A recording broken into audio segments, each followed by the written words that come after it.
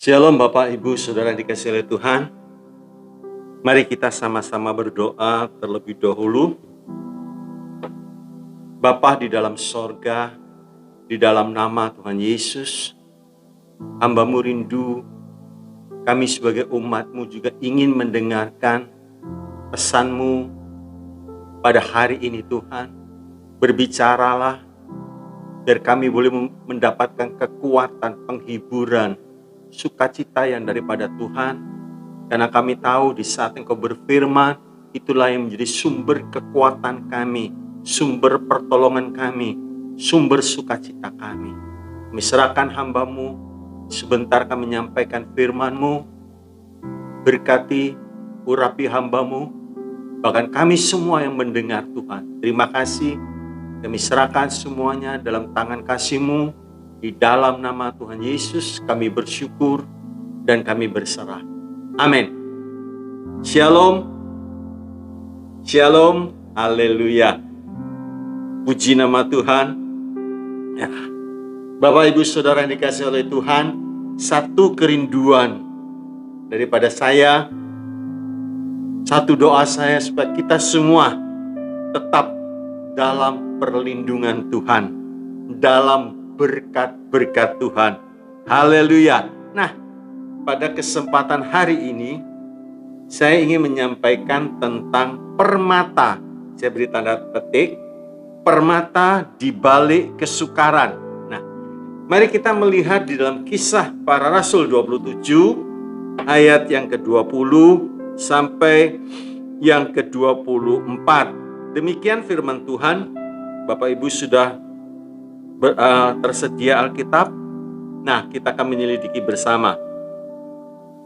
Setelah beberapa hari lamanya, baik matahari maupun bintang-bintang tidak kelihatan, dan angin badai yang dahsyat terus-menerus mengancam kami, akhirnya putus segala harapan kami untuk dapat menyelamatkan diri kami.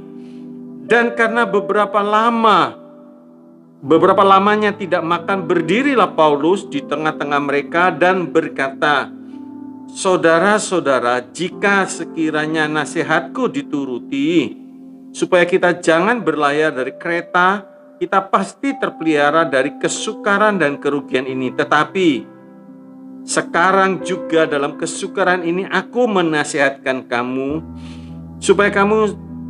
supaya kamu tetap bertabah hati, sebab tidak seorang pun di antara kamu yang akan binasa kecuali kapal ini.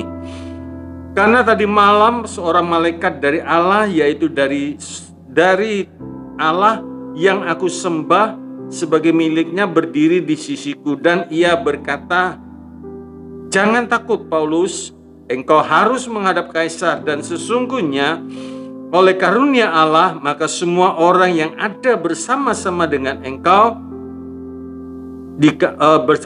di kapal ini akan selamat karena engkau.'" Haleluya. Nah, Bapak Ibu Saudara yang dikasihi oleh Tuhan, saya coba ingin mengajak kita, seandainya kita sedang berada di kapal itu dan kita melihat situasi di sekitarnya seperti itu. Nah, terus dalam keadaan seperti ini, sampai semua dikatakan putus harap. Dan berani-beraninya Paulus berkata seperti ini. Dan karena mereka berapa lamanya tidak makan, berdirilah Paulus di tengah-tengah mereka dan berkata, "Saudara-saudara, jika sekiranya nasihatku dituruti, supaya kita jangan berlayar dari Kreta, kita pasti terpelihara dari kesukaran dan kerugian ini." Nah, apa manfaatnya? Ini sudah kenyataan fakta seperti ini, masih berbicara seperti itu. Seandainya kamu menuruti nasihatku, nggak mungkin terjadi. Nah, sekarang sudah terjadi. Tapi ingat, itu tidak berhenti di situ. Dan Paulus melanjutkan di ayat berikutnya, itulah yang memberikan keteguhan bagi orang seisi kapal itu. Tetapi sekarang juga dalam kesukaran ini. Nah, Aku menasihatkan kamu supaya kamu tetap bertabah hati, sebab tidak seorang pun di antara kamu yang akan binasa kecuali kapal ini. Nah, jadi saudaraku, di tengah-tengah keadaan seperti ini, di tengah-tengah kesulitan seperti ini, masih bisakah kita berkata bahwa setiap kesukaran yang datang dalam hidup kita itu baik buat kita? Mungkin ada di antara kita bertanya, Pak, baiknya apa? Indahnya apa, Pak? Sekarang ini sudah fakta. Kenyataannya seperti ini sikon. Nah, usaha mungkin sedang mengalami kerugian. Belum selesai kerugian itu, anak tiba-tiba sakit dan lain sebagainya. Masihkah kita bisa berkata, Tuhan itu baik? Haleluya. Nah, kalau kita melihat saudara, ini seperti kita sedang menghadapi masalah yang datang bertubi-tubi. Sepertinya tidak berhenti. Nah, yang penting jangan sampai kita putus asa tanpa pengharapan. Seperti peristiwa dalam kapal ini, putus harap kami. Nah,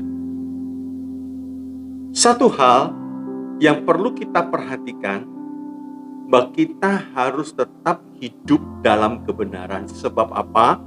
Dalam Mazmur 34 ayat 20 itu dikatakan demikian. Kemalangan orang benar banyak, tetapi Tuhan melepaskan dia dari semuanya itu. Dan ini dibuktikan dalam peristiwa Ayub. Itu susul menyusul begitu luar biasa. Sampai seluruh harta Ayub habis. Dan anak-anaknya pun ikut binasa. Mati. Belum selesai saudaraku, istrinya menyuruh Ayub untuk menghujat. Setelah itu matilah kamu. Tapi di dalam semuanya ini, Ayub masih bisa melihat kebaikan Tuhan. Kalau kita pikirkan, kalau kita renungkan, seandainya itu terjadi saat-saat seperti ini, usaha kita bangkrut. Bukan kita. Usaha orang tersebut bangkrut. Anak-anak habis semua. Mati. Istri tidak setia, saudaraku. Masih bisa enggak, saudara? Berkata, Tuhan itu baik. Kalau itu diucapkan, luar biasa, saudaraku. Haleluya. Sebab itu orang berkata, kalau hal seperti ini sampai orang itu menangis, itu hal yang wajar. Itu hal yang manusiawi. Tapi jangan sampai kita tawar hati, saudara. Kecil kekuatan kita. Musnah kita. Haleluya. Nah, saya beri contoh tentang peristiwa waktu Samaria dikepung oleh Raja Ben-Hadad, Raja Aram. Nah, di saat itu, kalau istilah kita sekarang lockdown, saudara, terkunci semuanya. Sehingga terjadi satu bala kelaparan yang bukan main. Harga-harga membubung. Kepala keledai 80 sikal perak harganya, saudaraku. Waduh, mahal.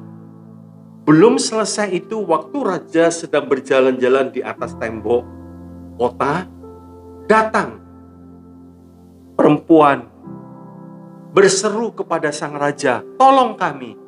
Si raja berkata, kalau Tuhan tidak menolong aku, gimana aku bisa menolong kamu? Coba apa sih persoalan kamu?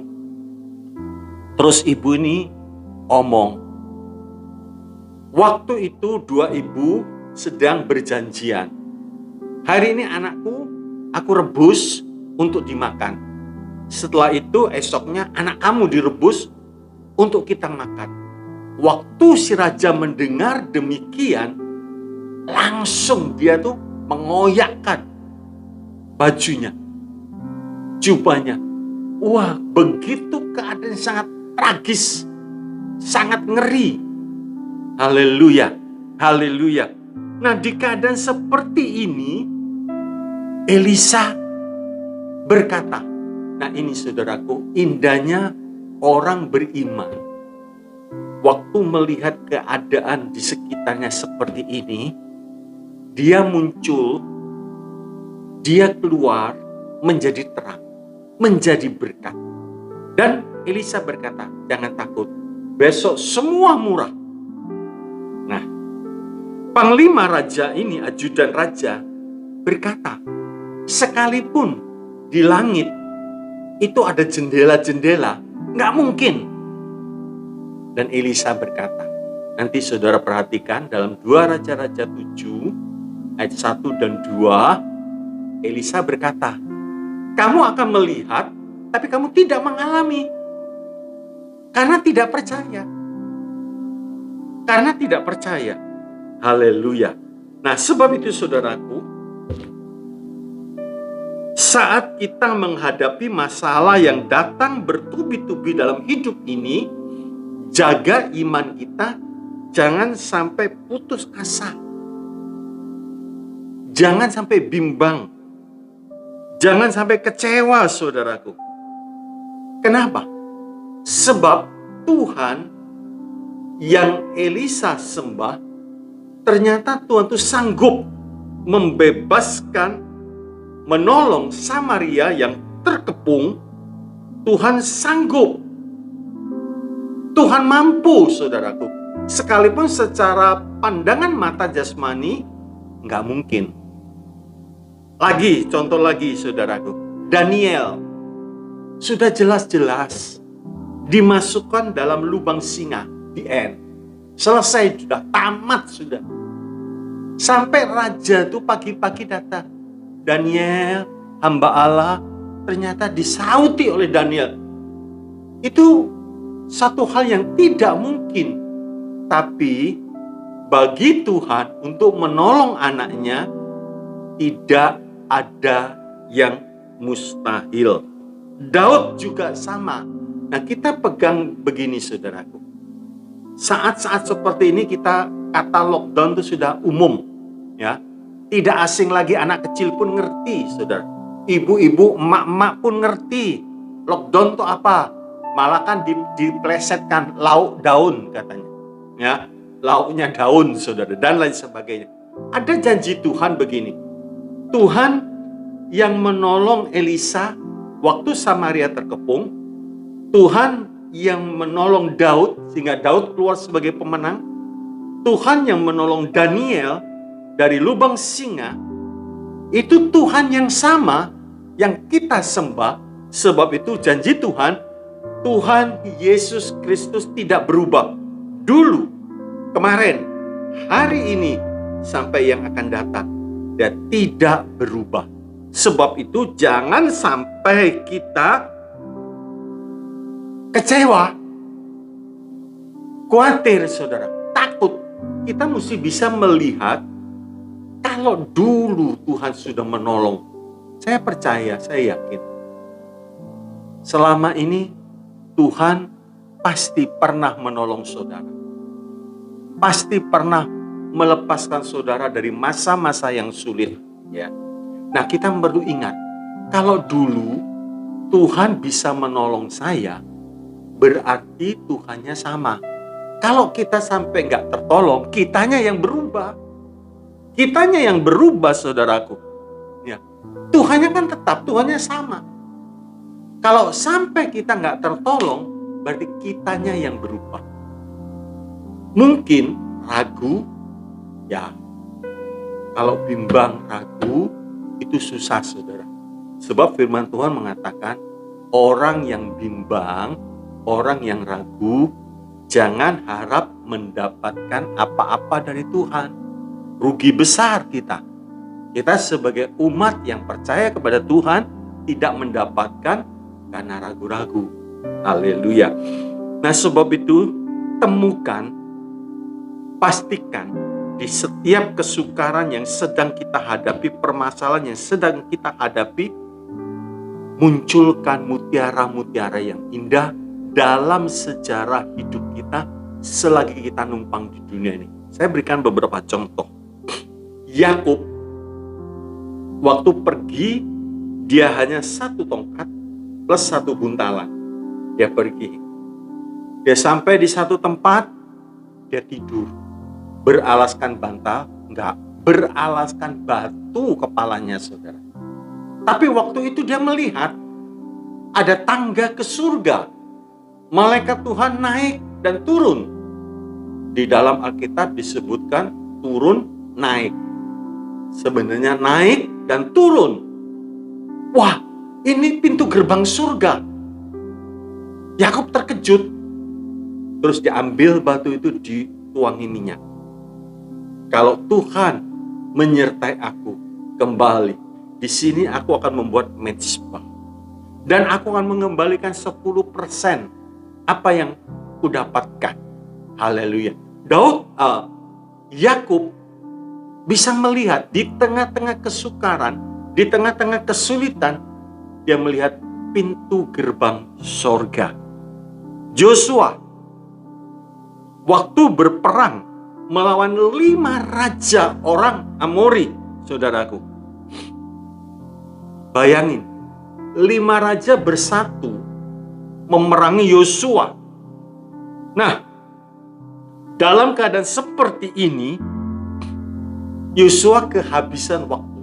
Langsung dia berkata, "Hei bulan, hei matahari, berhenti." Dan ternyata Tuhan kabulkan. Sampai ditulis di dalam Yosua 10, mari kita baca lebih dahulu.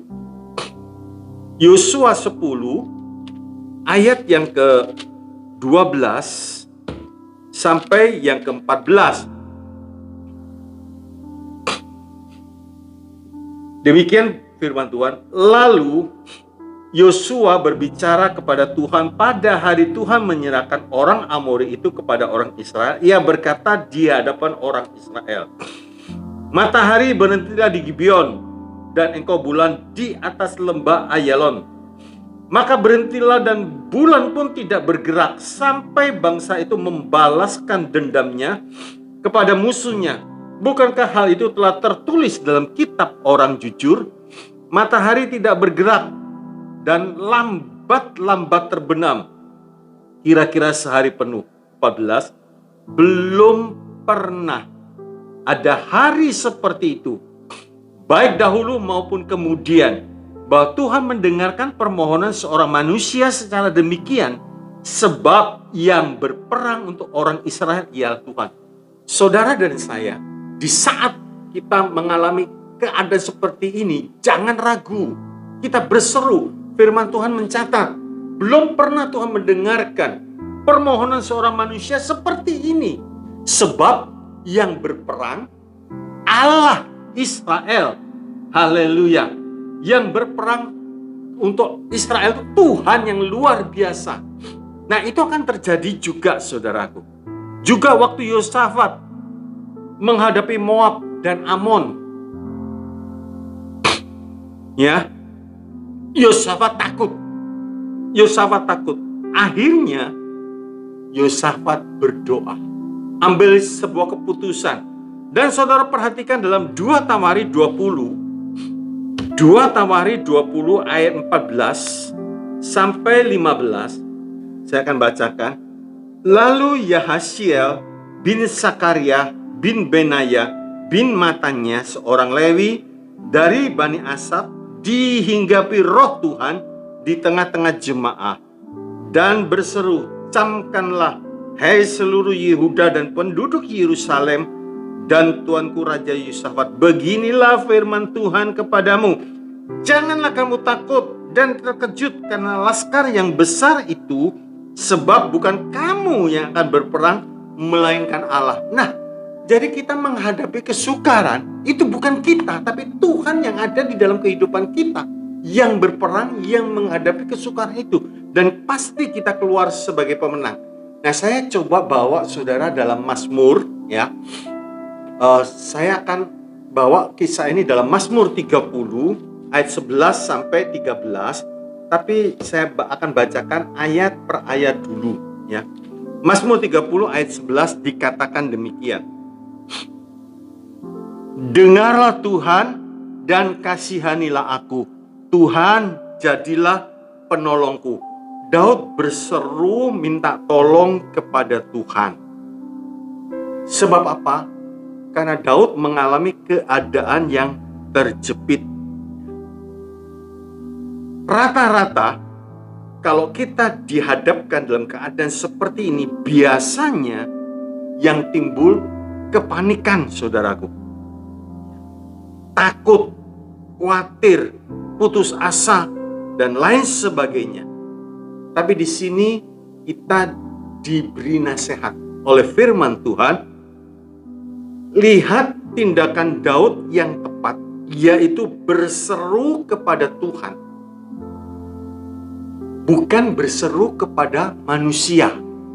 Bukan berharap kepada manusia. Bukan bersandar kepada manusia. Daud berseru kepada alamat yang tepat. Haleluya, haleluya. Di dalam setiap permasalahan kita, berserulah kepada Tuhan. Di dalam kesesakan, himpitan, jangan ragu-ragu. Nah, saudara catat saja ayatnya, saya tidak bacakan. Ya, di dalam Mazmur 18 ayat 7, saudara bisa baca nanti, catat ya. Mazmur 18 ayat 7, Mazmur 145 ayat 18 sampai 19. Nah, yang kita baca saat ini adalah Ulangan 26 ayat 6 sampai yang ke-8. Ini diceritakan pada waktu bangsa Israel ada di Mesir dan dalam keadaan tertindas. Haleluya. Dikatakan demikian, Ulangan 26 ayat 6. Ketika orang Mesir menganiaya dan menindas kami dan menyuruh kami melakukan pekerjaan yang berat, maka kami berseru kepada Tuhan, Allah nenek moyang kami.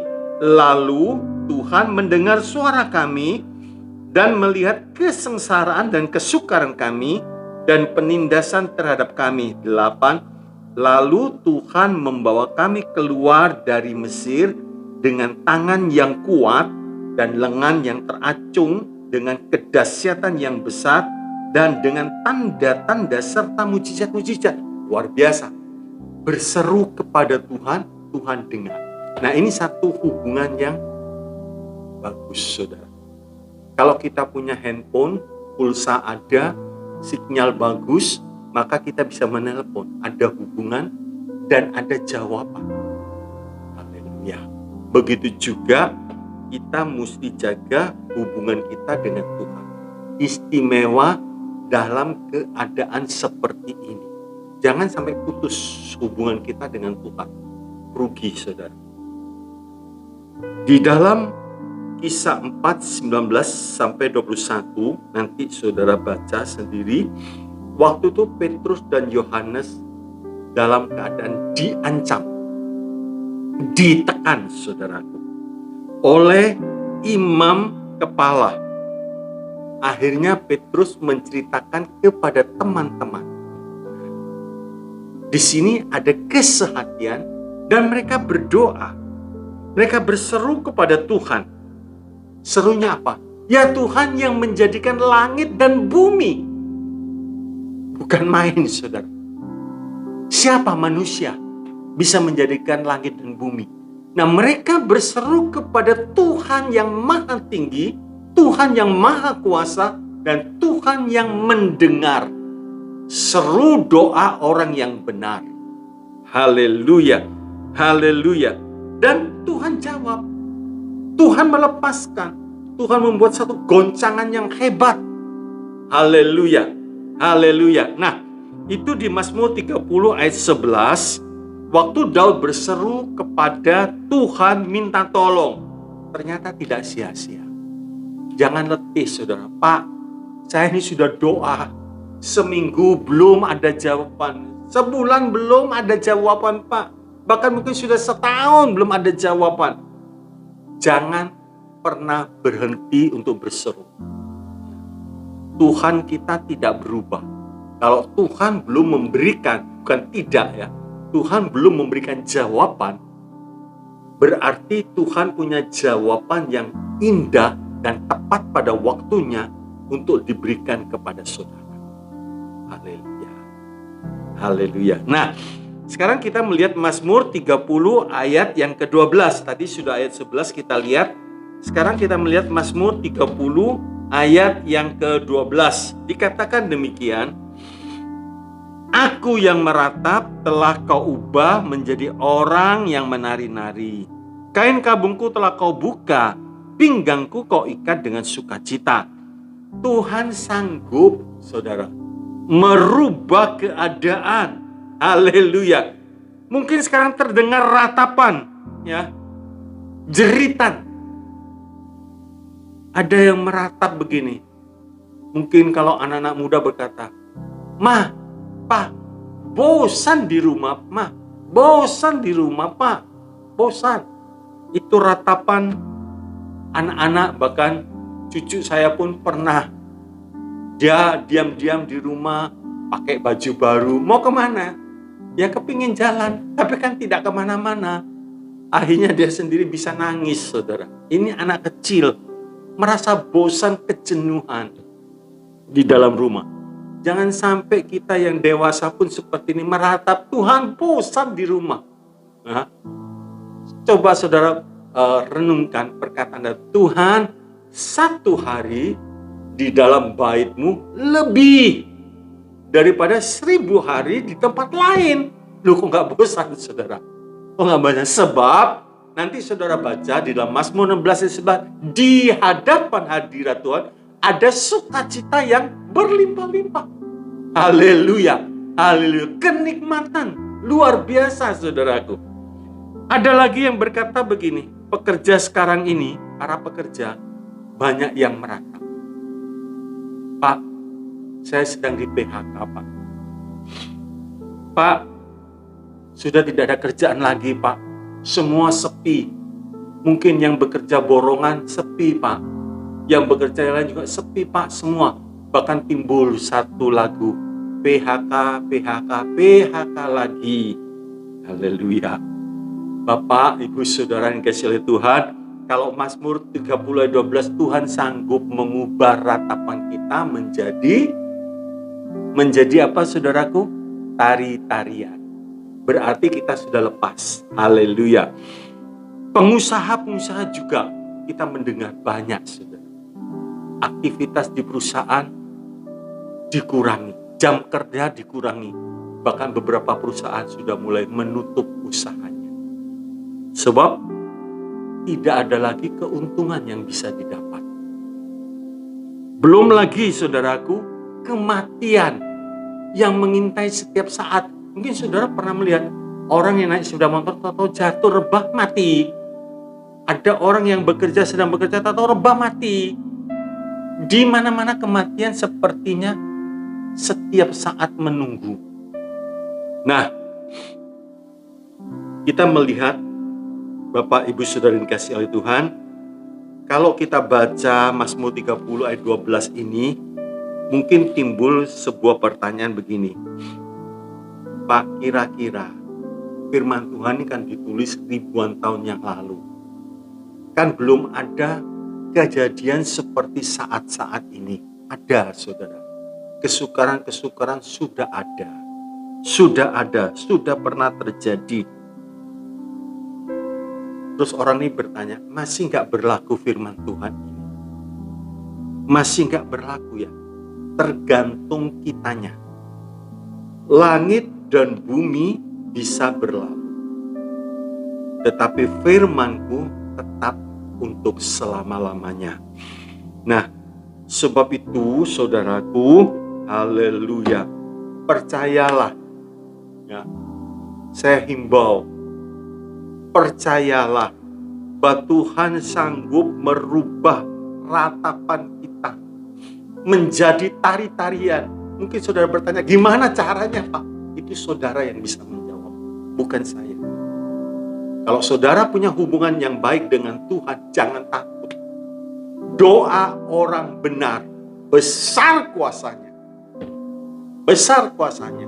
Waktu Elia berdoa, Sampai kali yang ketujuh, kekeringan yang melanda bangsa Israel saat itu. 3,5 tahun tidak ada hujan.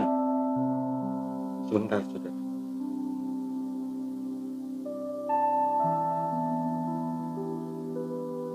Waktu tidak ada hujan, Elia berdoa sampai 7 kali. Terus jawaban dari doa Elia itu tidak masuk di akal. Elia cuma diberi jawaban hanya, dalam tanda petik, hanya diberi jawaban awan sebesar telapak tangan. Elia putus asa. Elia berkata, percuma Tuhan. Cuacanya terang benderang, awan cuma kecil. Tapi saudara mesti perhatikan, apa yang engkau ucapkan, itu Tuhan jadikan. Kalau kita berkata percuma, gimana caranya mempertolong Tuhan? Tapi Elia berkata, cepat beritahu Ahab, pulang, hujan besar akan datang. Haleluya. Jangan ragu-ragu. Jangan ragu-ragu, saudara. Jangan ragu-ragu. Waktu perempuan meleleh darah, sudah putus harap rasanya, saudaraku. Semua hartanya dihabiskan untuk mengobati. Tapi apa yang perkataan perempuan ini? Kalau aku bisa menjamah jubah Yesus, sembuh. Tapi dari dia tempat dia sakit untuk datang kepada Tuhan, itu bukan satu hal yang sederhana. Dia harus menerobos kerumunan orang banyak. Tapi kalau orang punya iman, nggak takut halangan yang sedang dihadapi. Sebab sasarannya percaya kepada Tuhan. Waktu dia jamah, sesuatu terjadi.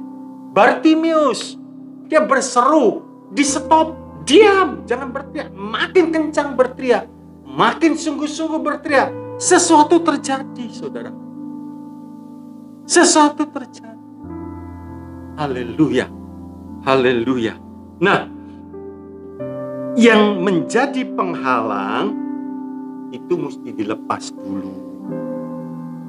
Waktu Tuhan omong sama Marta, Marta berkata, Tuhan, sudah 4 hari loh, pasti busuk, rusak. Kalau kita beli daging ditaruh di luar aja sehari, udah tercium bau yang gak enak, saudara. Ini tubuh manusia yang lengkap 4 hari. Betul apa yang dikatakan oleh Marta? Betul. Secara akal yang wajar, betul. Tapi Tuhan berkata, buka itu batu. Buka penghalangnya. Terus Tuhan berkata, bukankah aku sudah berkata, jikalau engkau percaya, engkau akan melihat kemuliaan Allah. Tuhan tuh rindu menunjukkan kemuliaannya kepada umat yang bisa percaya. Yohanes 11:40, saudara baca nih. Saya akan bacakan di dalam Matius 17 ayat yang ke-20. Matius 17 ayat yang ke-20 demikian. Haleluya. Ia berkata kepada mereka, karena kamu kurang percaya, sebab aku berkata kepadamu sesungguhnya, sekiranya kamu mempunyai iman sebesar biji sesawi saja, kamu dapat berkata kepada gunung ini, pindah dari tempat ini ke sana. Maka gunung ini akan pindah. Dan takkan ada yang mustahil bagimu. Haleluya. Berani enggak, saudara? Dalam nama Yesus, setiap kesukaran yang datang, Tuhan sanggup, Tuhan mampu menjadikan aku orang yang menang. Orang yang menang atas kesukaran. Haleluya. Haleluya. Baik saat ini apapun keadaan kita, jangan ragu, saudara. Jangan takut, ya. Buka penyumbat-penyumbat itu. Mungkin pekerjaan kita sedang terkunci saat ini. Mungkin jodoh belum ketemu. Kalau kita yakin bahwa kita tidak membujang, Tuhan pasti kirim pendamping yang sesuai, seimbang, sepadan dengan kita. Jangan kita ngawur, nggak dapat ini, sembarangan kita pilih. Jangan. Ya. Baik dalam yang lain. Sebab itu, saudaraku, apa sih penyumbat itu? Apa sih yang menjadi penghalang itu?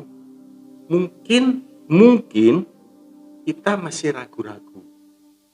Baca terus, selidiki terus firman Tuhan, sebab iman itu timbul dari pendengaran akan firman Kristus. Nah, kalau kita punya iman, tidak ada yang mustahil bagi orang yang bisa percaya. Haleluya. Haleluya. Nah, juga saudaraku, apa penyumbat yang lain? Mungkin begini, kalau kita ditanya, kamu percaya nggak? Ya percaya sih Pak, percaya. Tapi percayanya hanya di mulut karena sungkan. Sebab yang tanya mungkin gembala sidangnya. Sungkan. Percaya Pak, percaya. Pasti saya percaya Pak. Tapi Tuhan tahu hanya di mulut. Nah, hanya di mulut. Tuhan menyuruh kita untuk mempercayai Tuhan dengan segenap hati kita. Jangan ada sedikit pun keraguan dalam hidup kita. Saya beri contoh begini saudara. Waktu Tuhan berjalan, saudara lihat nanti di Lukas 7 ayat 11 sampai yang ke-17. Tuhan berjalan berjumpa dengan rombongan janda yang kehilangan anak, yaitu Dinain. Nah, waktu berpapasan demikian, Tuhan melihat pasti janda ini sedih, punya anak satu mati sekali. Waktu berjumpa dengan Tuhan, haleluya, dari suasana seperti ini, suasana perkabungan berubah. Ada kesukaan yang tidak bisa diceritakan, saudara. Saking sukacitanya, mati, hidup kembali. Mau dibayar berapa? Kesukaan si janda ini luar biasa, saudaraku. Haleluya. Kadang geli juga, saudaraku. Ada orang bertanya begini, Pak, itu semua kan kisah ada di dalam Alkitab, Pak. Cerita itu kan ada di dalam Alkitab. Nah, sekarang ini masa masih berlaku? Pertanyaan saya simple, sangat sederhana pertanyaan saya.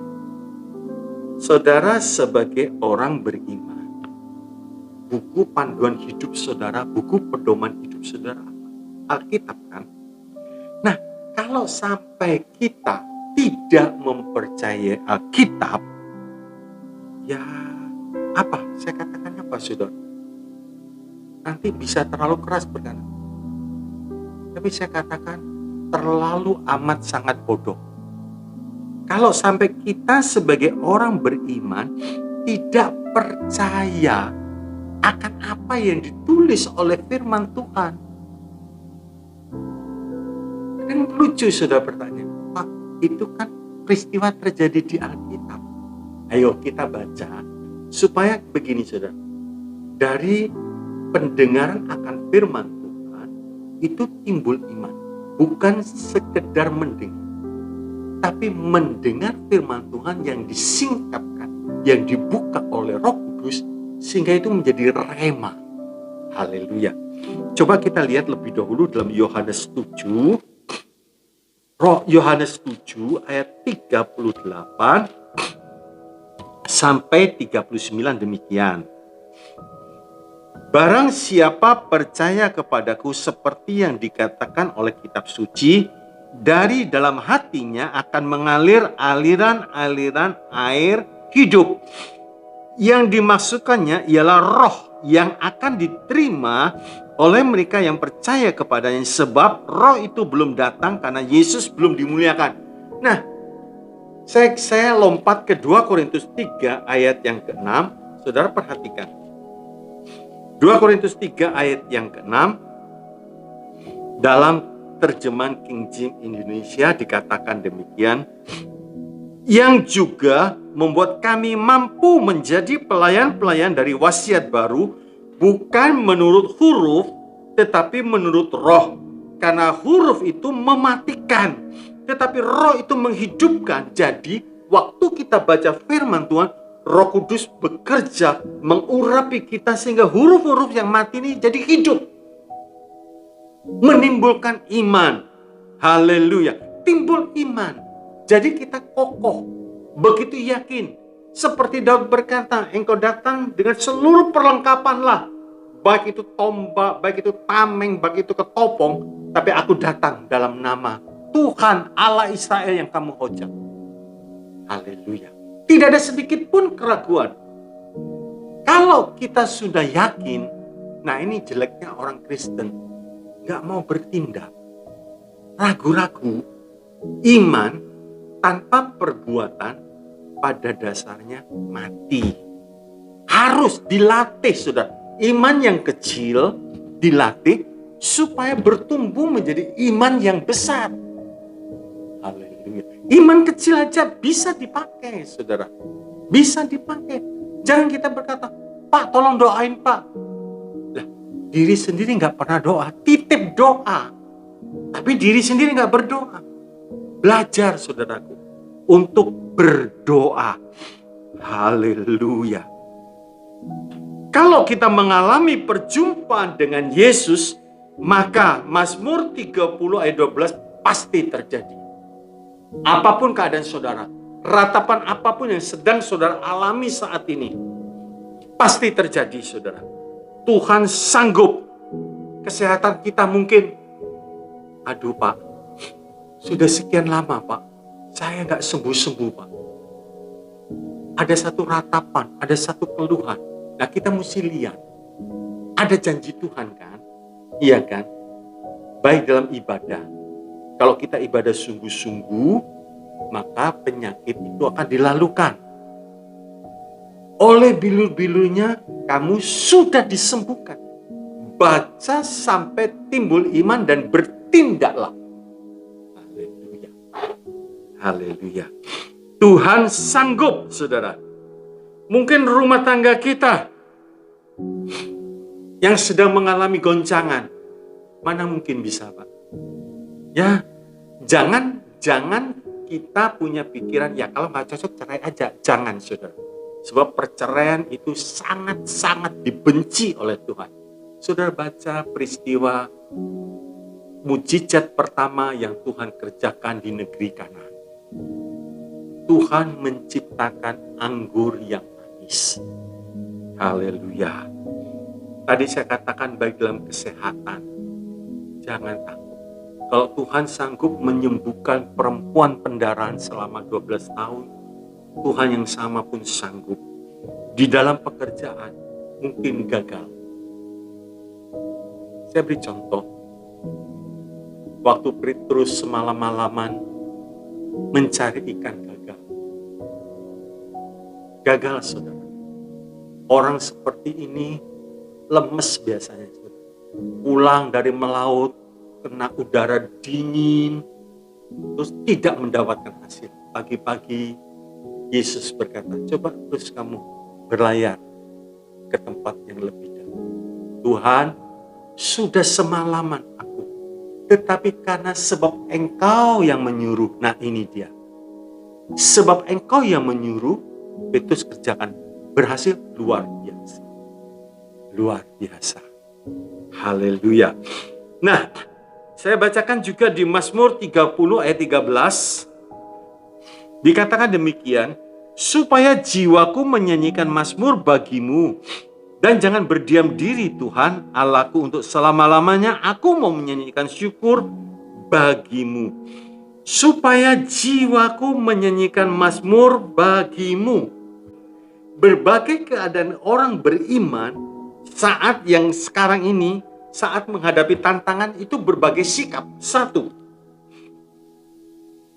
orang beriman saat melihat tantangan hidup, tawar hatinya. Ya, menyerah gitu, tawar hati, saudaraku. Dan sikap yang lebih jelek, mereka berkata, padahal saya sudah setia loh ikut Tuhan. Padahal saya sudah pelayanan. Padahal saya sudah memberikan persembahan, mengembalikan perpuluhan. Tapi, ya, seperti itu. Ingat, saudaraku, Amsal 24 ayat 10, kalau kita tawar hati pada masa kesesakan, kecillah kekuatan kita. Jangan sampai tawar hati. Itu sikap orang beriman waktu menghadapi berbagai macam kesukaran. Nah, kita berkatalah, katakan terus saudara, ucapkan sampai telinga kita ini dengar. Jangan firman Tuhan, oh yang ngerti, tapi ucapkan, segala perkara dapat kutanggung di dalam Dia yang memberi kekuatan kepadaku. Ucapkan lagi, perkatakanlah Taurat Tuhan, firman Tuhan. Haleluya. Ingat saudara, perkatakan sehingga telinga kita dengar. Haleluya. Jiwa kita, pikiran kita dibangunkan. Oh iya, kalau kita membaca diam,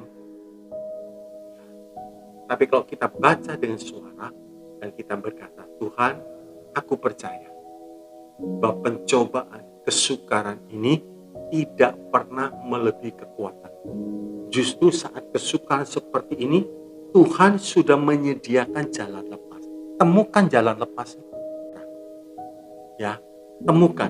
Yang kedua, pasrah, atau dengan kata lain, sudah terserahlah. Kalau orang Bangka bilang sekenekeh apa yang terjadi.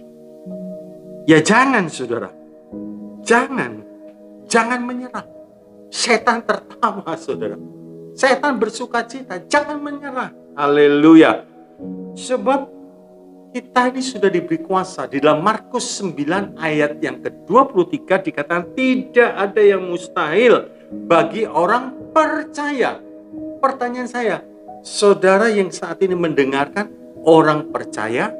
Nah, kalau orang percaya, katakan, tidak ada yang mustahil. Haleluya. Tidak ada yang mustahil, artinya Tuhan sanggup. Yang ketiga, kesukaran itu, orang beriman itu melihat sebuah kesempatan. Haleluya. Melihat sebuah kesempatan. Daud melihat Goliat, kesempatan untuk mempraktekkan apa yang dulu pernah dialami waktu menjaga kambing domba bapaknya. Ya. Waktu dia lihat singa, waktu dia melihat beruang tanpa Tuhan jadi mangsa, dimakan oleh singa, dimakan oleh beruang. Tetapi karena Tuhan ada di dalam hidup Daud, justru singa dan beruang dikalahkan. Nah, sekarang diperhadapkan dengan Goliat. Ini sebuah kesempatan bagi Daud untuk mempraktekkan. Haleluya. Haleluya. Dan ternyata Daud melihat apa yang dia percayai, apa yang dia yakini, bahwa Tuhan menyertai dia saat menghadapi singa dan beruang. Ternyata betul. Ternyata betul. Goliat dikalahkan. Oh haleluya. Haleluya. Nah, kesimpulannya saudaraku, kesimpulannya, apa yang sedang terjadi bagi orang yang cinta Tuhan, itu pasti jadi kebaikan. Kalau sekarang mengalami terus terjadi persungutan, itu bukan berarti kita belum cinta Tuhan atau kurang cinta kita kepada Tuhan. Sebab Tuhan mengatakan, orang yang cinta Tuhan, apa yang terjadi pasti jadi kebaikan. Yang berikutnya justru kesukaran-kesukaran yang datang, kalau kita hadapi bersama Tuhan, maka muncullah permata-permata yang indah seperti peristiwa. Kita tahu peristiwa Ayub. Teman-teman Ayub ini menjengkelkan. Menjengkelkan saudara. Orang sudah susah dituduh macam-macam. Dituduh saudara. Ini pasti dosa, ini pasti begini, pasti dituduh. Ternyata Tuhan membuktikan bahwa Ayub tidak bersalah. Tuhan mengembalikan. Tapi sebelum Tuhan mengembalikan, ada permintaan Tuhan. Nah, ini dia. Kalau orang itu menjengkelkan kita, menyakiti kita, saudara. Aduh. Terus Tuhan berkata, kepada orang yang menyakiti itu, kamu harus datangi Ayub, kamu bawa persembahan, hanya doa Ayub yang bisa menyelamatkan kamu. Coba kita lihat Ayub 42, haleluya. Ayub 42 ayat 7 dan 8. Nah, saudara perhatikan. Dikatakan demikian, setelah Tuhan mengucapkan firman itu kepada Ayub, maka firman Tuhan kepada Elifas orang Teman, murkaku menyala terhadap engkau, karena kamu tidak berkata benar tentang aku seperti hambaku Ayub. Oleh sebab itu ambillah 7 ekor lembu jantan dan 7 ekor domba jantan, dan pergilah kepada hambaku Ayub, lalu persembahkanlah semuanya itu sebagai korban bakaran untuk dirimu, dan baiklah hambaku Ayub meminta doa untuk kamu. Karena, nah perhatikan, karena hanya permintaannya lah yang akan kuterima, supaya aku tidak melakukan aniaya terhadap kamu, sebab kamu tidak berkata benar tentang aku seperti hambaku Ayub. Ini posisi Ayub sedang naik daun, saudara. Kalau dia mau membalas, enggak, aku enggak mau berdoa buat kamu. Kamu jahat, kamu menuduh, kamu memfitnah macam-macam, enggak. Tapi Ayubnya sendiri rugi. Dia tidak diberkati oleh Tuhan. Justru saat Ayub memintakan ampun, hukum Tuhan berlaku. Ayub diberkati. Sebab itu kalau ada orang yang menyakiti kita, puji Tuhan, katakan saudara, ini saya akan menemukan mutiara yang indah. Sebab Tuhan berkata pembalasan itu hak Tuhan, urusannya Tuhan, bukan urusan kita. Waktu kita mengampuni, berkat Tuhan turun atas hidup kita. Ishak, waktu di Filistin ditekan, dia tidak melawan, berkat Tuhan turun. Haleluya. Ya, firman Tuhan pada hari ini mengingatkan kita, temukan mutiara-mutiara di tengah-tengah masa yang sulit. Jangan justru kita tenggelam, jangan justru kita karam, saudara. Bangkit. Apapun keadaan saudara, mungkin saat ini pekerjaan saudara setengah mati rasanya, mungkin mengalami kesukaran dalam rumah tangga, mungkin menghadapi problem antara anak dan orang tua, tidak ada penyelesaian dan lain sebagainya. Datang kepada Tuhan, datang kepada Tuhan. Tuhan pasti menyelesaikan kesehatan kita dan lain sebagainya. Percaya. Dan firman Tuhan mengingatkan, tidak ada lebih dari kekuatan kita di saat kesukaran ini datang. Justru Tuhan ingin menunjukkan kuasa-Nya. Justru Tuhan ingin menunjukkan kasih-Nya. Yusuf berkata, engkau mereka-rekakan yang jahat, tapi Tuhan mereka-rekakan yang baik bagimu. Mari kita sama-sama berdoa apapun masalah saudara. Saudara sakit, saudara dalam kesulitan ekonomi, saudara dalam kesulitan rumah tangga, percaya Tuhan yang dulu sudah menolong para hamba-hambanya, Tuhan yang sama sanggup melakukan mujizat yang hari ini. Dengan iman kita berkata, masalah kecil, Tuhanku lebih besar dari masalah. Haleluya. Mari kita berdoa. Bapa di dalam sorga, Bapa yang kami kenal di dalam nama Tuhan Yesus Kristus, kami percaya tidak ada yang mustahil bagi orang yang percaya kepadamu Tuhan. Apapun yang sedang dihadapi oleh umat-Mu saat ini, Engkau pasti menyediakan jalan keluar. Haleluya. Sehingga umat-Mu tidak karam dalam kesukarannya. Justru mereka akan melihat kemuliaan Tuhan. Seperti Paulus di tengah-tengah gelombang air laut, di tengah-tengah kegelapan malam, justru melihat malaikat-Mu datang menolong. Dan hari ini juga Tuhan, hamba-Mu percaya, yang sakit dengan iman dia berkata, aku sembuh oleh bilur-bilurmu, itu terjadi. Di dalam kesulitan ekonomi, Petrus berkata, oleh sebab engkau yang menyuruh, maka aku lakukan. Terjadi mujizat. Bapa yang baik, hamba-Mu berhenti berbicara, tapi Roh Kudus ingatkan firman-firman Tuhan yang justru menimbulkan iman, menimbulkan kekuatan, sehingga umat-Mu keluar sebagai pemenang, bahkan lebih daripada pemenang. Terima kasih Tuhan Yesus, terima kasih. Biar seluruh kebenaran ini termeterai dalam hidup. Dalam nama Tuhan Yesus, kami percaya pertolongan-Mu terjadi. Kiranya kasih dari Allah Bapa, damai, sejahtera, sukacita, dan anugerah dari Tuhan kita Yesus Kristus, dan kuasa dalam persekutuan Allah Roh Kudus, limpah dengan karunia-karunia roh, dan buah-buah roh, dan buah roh menyertai perjalanan hidup umat, sehingga umat-Mu menemukan mutiara-mutiara yang indah di tengah-tengah kesulitan. Bersama dengan Engkau tidak ada yang mustahil. Terima kasih, dalam nama Yesus berkat ini diberikan. Haleluya. Semua yang percaya katakan amin.